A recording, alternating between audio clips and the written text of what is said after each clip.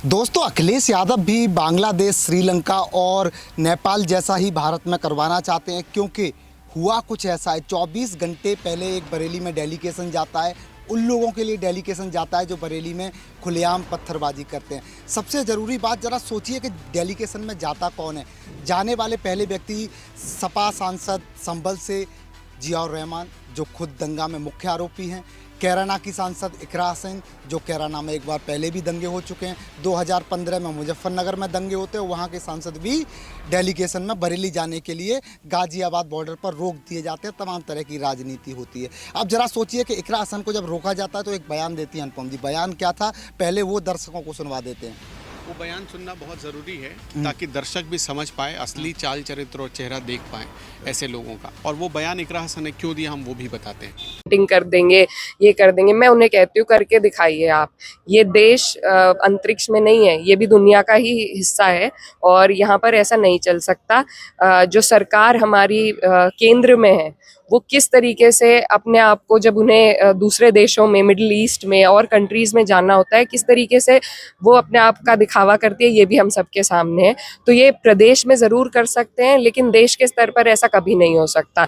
ये और जो आसपास हमारे जो पड़ोसी देश हैं, उनमें जो हाल है, अगर वैसा ही यहाँ पर ये इस तरीके का व्यवहार करेंगे तो यहाँ पर भी वैसा हाल हो सकता है। लेकिन हमें उस सब चीज़ों से बचना है। हमें यही कोशिश करनी है कि भाईचारा बना रहे। और लगातार जो मुख्यमंत्री जिस तरह की भाषा का उपयोग कर रहे हैं, समाज में भेदभाव फैलाने का कोशिश कर रहे हैं, तो जनता इन्हें कभी माफ नहीं करेगी। आजम खान साहब, तो देखिए कैसे खुलेआम इकरा हसन कह रही हैं कि जो मिडिल ईस्ट के देशों में हुआ वही भारत के साथ भी हो सकता है। कैसे इकरा हसन सपा की सांसद खुलेआम मीडिया पर धमकी दे रही हैं, देश को धमकी दे रहे हैं। अनुपम जी, क्या ये संदेश है? क्या सपा ने क्लियर संदेश दे दिया है? इकरा हसन के बहाने अखिलेश ने अपने दिल की बात कैमरे पर बुलवा दी है क्या? एक बात बताइए, कल डेलीगेशन में समाजवादी पार्टी के सांसद और समाजवादी पार्टी के ही लोग क्यों थे? जाहिर सी बात है, अखिलेश यादव की हरी झंडी थी, उनका समर्थन था।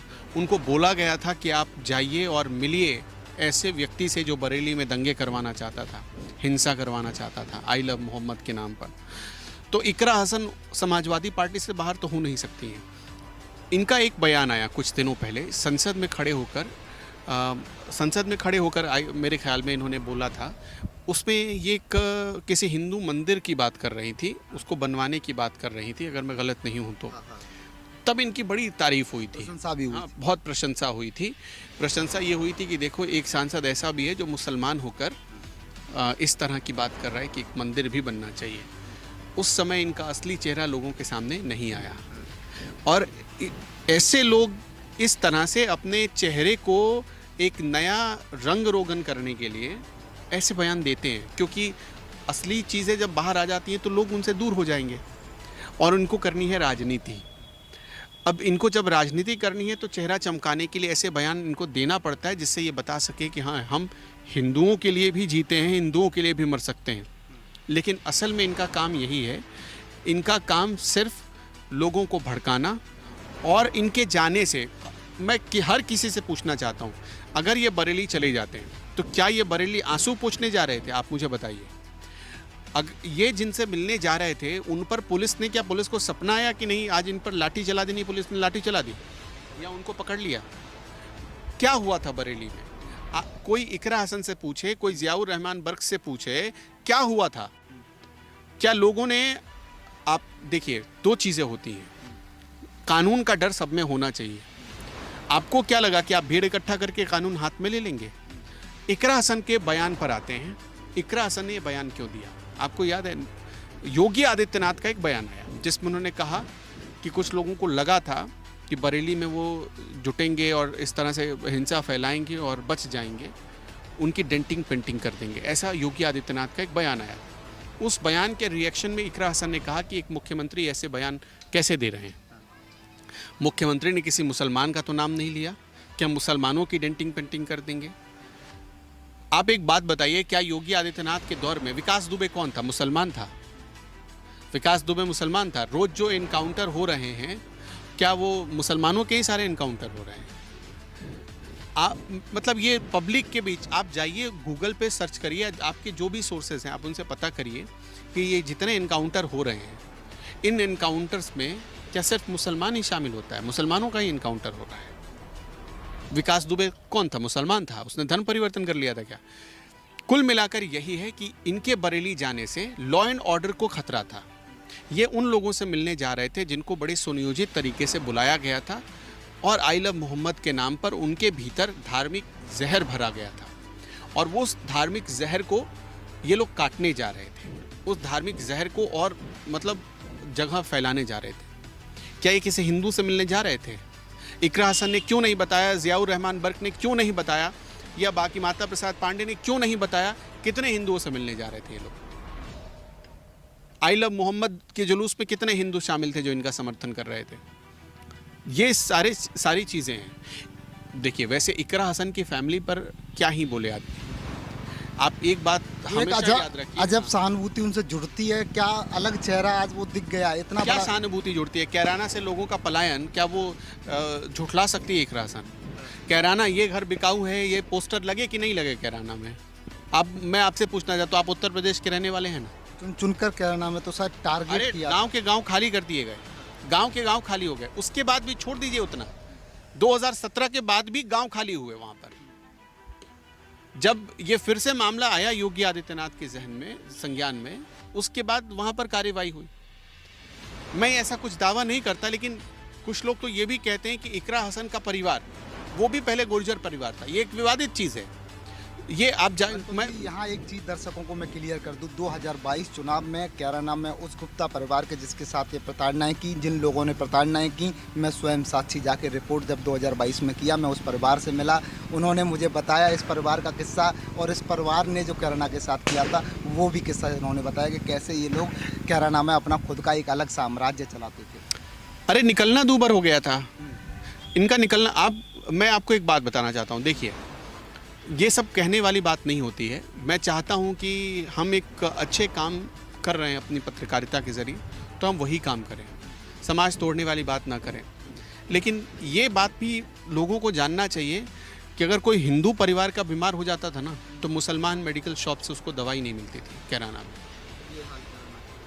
आप तो गए हैं वहाँ, आप तो खुद देखा है आपने, आप बता रहे हैं। मंत्री बनने के बाद योगी सबसे पहले कैराना का ही दौरा करते हैं, उस परिवार से जाके मिलते हैं। आप ये बात बताइए, उस परिवार के घाव को कितनी बार जाकर इकरा हसन ने पूछा?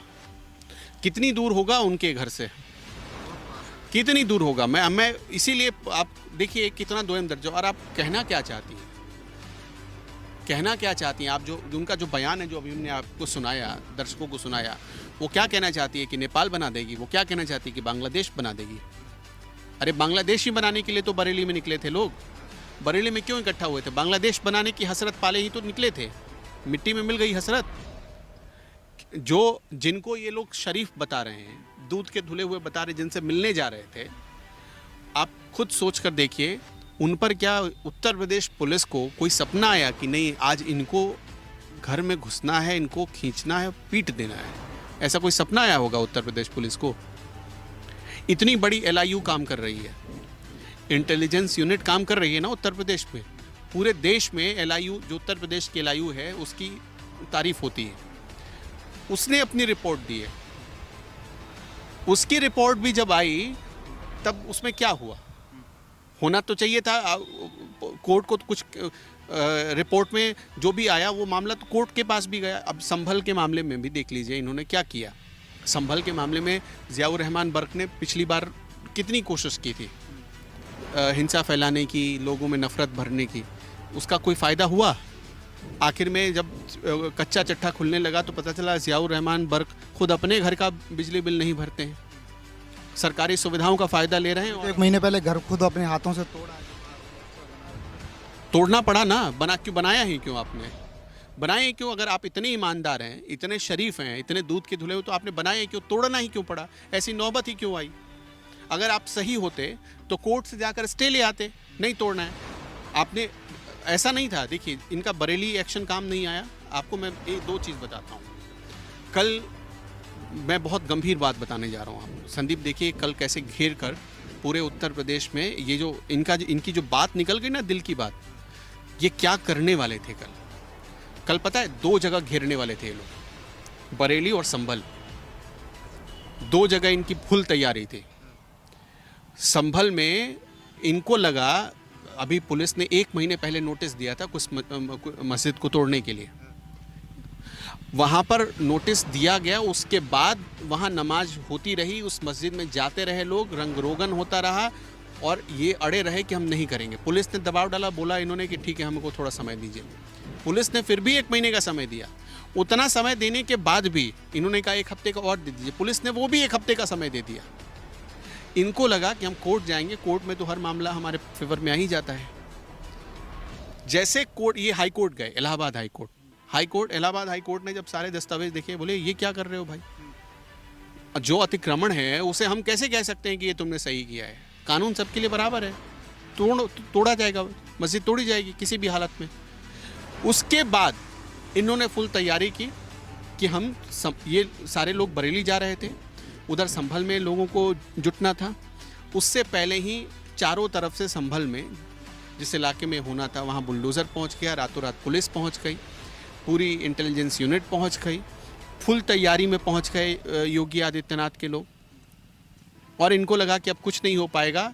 जब ये सारे लोग जुटे थे, इनको लगा कुछ नहीं हो पाएगा, तब सब घर से खुद ही हथौड़ा और छेनी लेकर निकलने लगे मस्जिद तोड़ने के लिए। और फिर सुबह होते होते तस्वीर आने लगी कि भाई खुद ही तोड़ रहे हैं हम लोग, मस्जिद छोड़ दीजिए, मत करिए कुछ। यानी योगी का जो ऑर्डर था वो कोर्ट आप सुनिए, सेम टाइम में जब ये संभल में हो रहा था, तब ये लोग बरेली में जुटने वाले थे। चलो संभल नहीं हुआ तो बरेली निकल नहीं, आप सोचिए, 2 जगह 2 पॉइंट पे एक समान रूप से काम करने वाले थे। इनका नैरेटिव था और इसीलिए इनको गाजियाबाद बॉर्डर पर रोका गया था, इसीलिए रोका गया था। ये बरेली में पहुंच जाते, संभल वालों को हिम्मत मिलती, तोड़े ना, खुद अपने घर से हथौड़ी लेकर आना पड़ा, तोड़ना पड़ा ना मस्जिद, अवैध मस्जिद। फिर से हम कहना चाहते हैं एक बात, हम सभी धर्मों का एक समान रूप से सम्मान करते हैं, करते थे, करते रहेंगे, ठीक। इसमें किसी को भी कोई शक नहीं होना चाहिए। मेरे खुद के बहुत सारे ऐसे दोस्त हैं जो इस्लाम धर्म में पूजा पाठ करते हैं, वो खुद इस्लामिक कल्चर को फॉलो करते हैं। मेरे कई ऐसे दोस्त हैं जो क्रिश्चियन भी हैं, सबके साथ हम उठते बैठते हैं, खाते पीते हैं। लेकिन अगर हम कुछ गलत करते हैं तो वो हमें बताते हैं, और वो कुछ गलत करते हैं तो हम उन्हें बताते हैं, और कभी कोई बुरा नहीं मानता। इसलिए अगर भाईचारा बनाना है तो आप इस हिसाब से भाईचारा बनाइए कि आपको जो सही हो वो सही लगे, जो गलत हो आप ये एक्सेप्ट करें कि हाँ ये गलत हो रहा है। अब इकरा हसन को बरेली जाने के लिए सूझ गया, लेकिन कैराना जीतने के बाद 1 साल से ज़्यादा हो गया, 1.5 साल तकरीबन हो गया ना, अगर आप जोड़ेंगे तो जून से लेकर 1 साल 4 महीने हो गए उनको जीते हुए।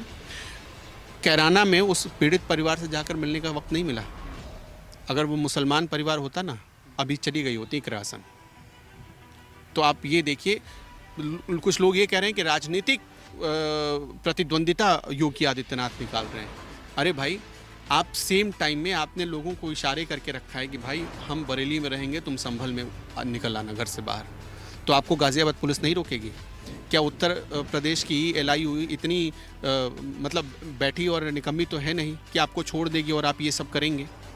भाई पुख्ता सब पूरी जानकारी होती है, पूरी इनपुट होती है, उसके आधार पर तो कार्रवाई किया जाता है।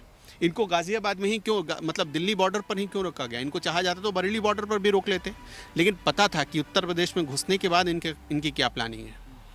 ठीक, सहारनपुर में अलग तैयारी थी इनकी। इस तरह से अलग अलग जगहों पर जब आप देखेंगे तो इनका एजेंडा तय था क्या करना है। और सेम टाइम पर ये बयान आ रहा है इकरा हसन का, उसी दिन सेम टाइम पर ये बयान आ रहा है कि मत भूलिए कि भारत भी मिडिल ईस्ट में है और बाकी देशों में क्या हो रहा है वो आपको याद रखना चाहिए। आप कहना जो चाहती थी उसकी आपने तैयारी कर रखी थी। वो योगी बाबा की फुल तैयारी आपसे पहले थी। मतलब इसको ही कहते हैं कि दूर की सोचना। योगी आदित्यनाथ को ये बात पहले इल्म था कि लोग ऐसा करेंगे। आपको क्या लग रहा है कि दोनों जगहों पर एक साथ एक दिन पर इतने लोगों का जुटान होना सिर्फ एक संयोग था? नहीं, बड़ा प्रयोग था। कहते हैं राजनीति में कि राजनीति का कोई धर्म नहीं होता है, पर धर्म की राजनीति जरूर होती है, और वो आज उत्तर प्रदेश की धरती पर अनुपम जी यहाँ सच साबित होते हुए दिख रही है। जो इकरा हसन विदेश से पढ़ाई करके आती हैं, जो इकरा हसन कैराना के लोग जिन्हें अपने वोट मत से जिताते हैं, संसद भेजते हैं, एक पढ़ी लिखी देश की महिला सांसद कहती है कि भारत के भी हाल नेपाल जैसे हो सकते हैं, मिडिल ईस्ट जैसे हो सकते हैं। कमेंट बॉक्स आपका इंतजार कर रहा है अखिलेश की पार्टी की सांसद इकरा हसन को आपका क्या जवाब है? कमेंट बॉक्स में एक महिला ऐसी सांसद को अपना जवाब जरूर भेज दीजिए।